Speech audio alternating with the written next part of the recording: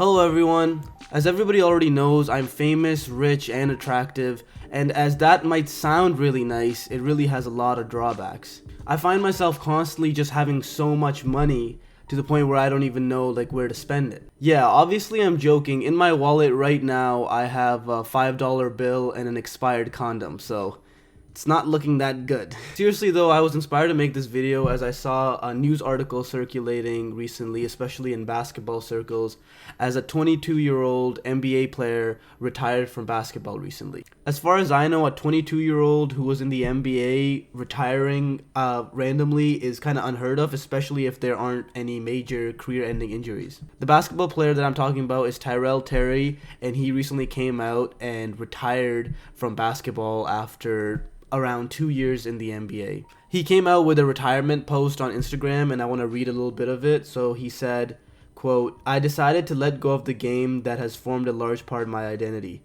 something that has guided my path since I took my first steps. While I have achieved amazing accomplishments, created unforgettable memories, and made lifelong friends, I've also experienced the darkest times of my life to the point where instead of building me up, it began to destroy me, where I began to despise and question the value of myself much more than those surrounding me could ever see or know." Yeah, that's real sad stuff, especially knowing that his career in the NBA really didn't pan out the way that he wanted it to.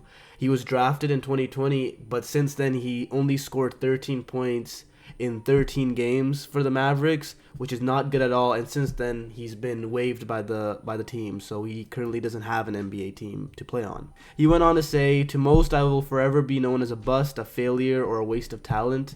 While those may be true when it comes to basketball, it is the biggest failures in life that lead to the greatest success. There is more for me out in this vast world, and I am extremely excited to be able to explore that." Before I say what I want to say about this, let me answer the question, why? Why am I talking about this? Firstly, I just love basketball, so to be able to talk about something related to that is fun for me. And secondly, because I want to talk about the mental health aspect of it, because I feel like athletes especially, we do not give a fuck about them.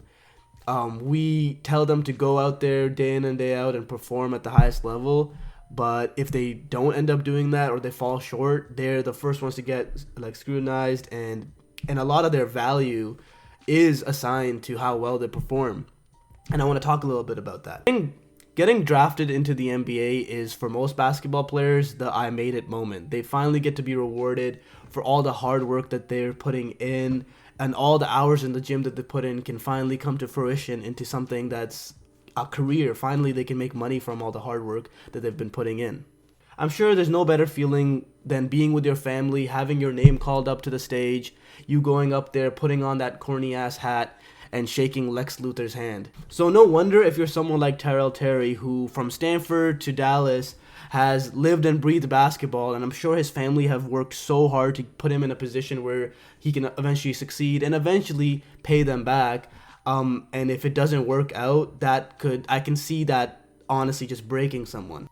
And as much as we like to believe that being famous is awesome, being in the spotlight where everyone respects you and everyone is cheering for you and everyone thinks you're awesome, that's really not the case, especially for athletes in this regard. These athletes have so much banking on them, their families are relying on them, their fan bases are relying on them to perform. And with the advent of social media, this is so easy to see. You can see your biggest fan and your biggest hater all in a couple taps. So I don't think normal people like us will truly ever understand what that's like. And of course, when Tyrell put out his Instagram post announcing his retirement, there was a bunch of 45-year-old Mountain Dew drinkers saying things like soft in the IG comments. But a lot of people, including me, I commend Tyrell for stepping out and listening to himself and understanding that this is no longer bringing him joy. People will say he's stupid for stepping away from this amazing opportunity to set up his family for life. But is money that important when you're subject to constant scrutiny and you just don't feel like yourself in your own body? I don't think it is. So I think it takes a real courageous person to step out and say, hey, I need to take a break from something that everybody else is pushing me to do. I don't know. This is another one of those examples where normal people like us should take a step back and appreciate that we don't have thousands of people behind us telling us what to do, how we should live our lives. We don't have hordes of people on the internet waiting for your downfall. That's not happening to you, and honestly, that's something to appreciate. And I'm not a sports journalist, so there's probably much more to the story that I'm not here expressing. This is just what I wanted to take away from this headline that I saw. But I do want to speak a little bit more about this, about how being successful, rich, famous, influential, whatever, as nice as it sounds, it hasn't historically been all that good to the people who have been successful. And one example that I can think of right at the top of my head, obviously, is Kanye West. To dissect all the controversy around him and try to figure out why he's doing what he's doing is way above my pay grade. I don't even know where to start. And I'm sure he has a crap load of mental health problems, which I'm not qualified to diagnose him with, and I'm not going to sit here and do that.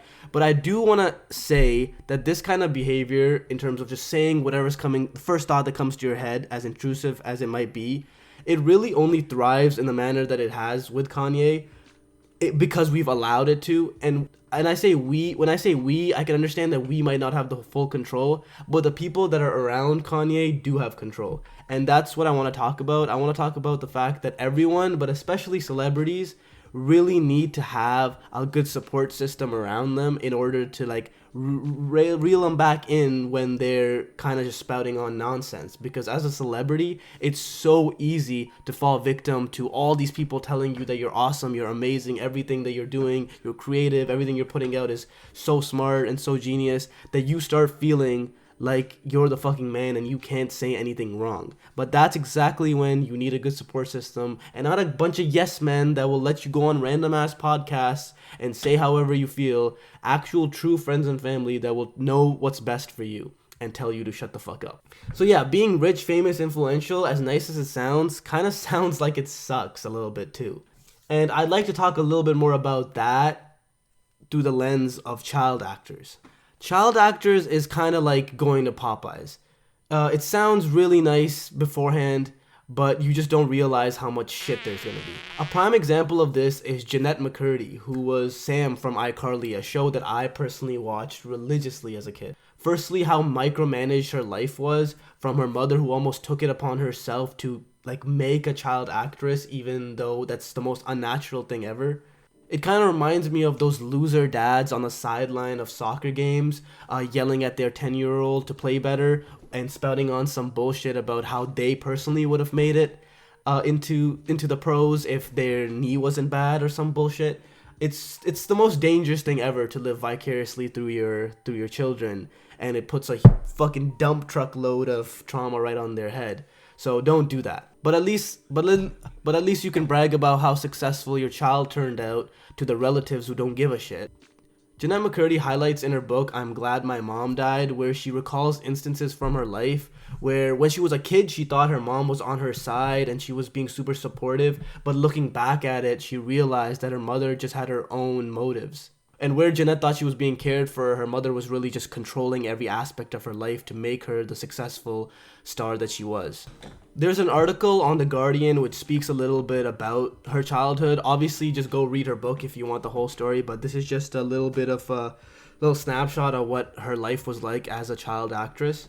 Throughout McCurdy's childhood, her mother put everything into making McCurdy a star. She whitened her teeth and tinted her eyelashes. She hustled for agents and managers.